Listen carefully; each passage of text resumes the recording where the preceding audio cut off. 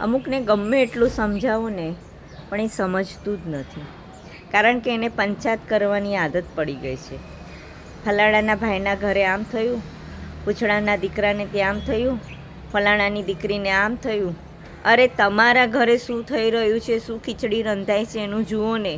ગામની પંચાયત ઓછી કરો ને. અને ગામની પંચાયત એટલા કરવામાં સમય વેડફો છો એની કરતાં ભગવાનનું નામ લ્યો ને. તમારા ઘરમાં તમારી શું હાલત થાય છે એ દરેક જણ જાણે જ છે, પણ છતાં પણ આપણામાં એક કહેવત છે ને કે પ્રાણને પ્રકૃતિ સાથે જ જાય. ગમે એટલું સમજાવો તો પણ સમજે નહીં.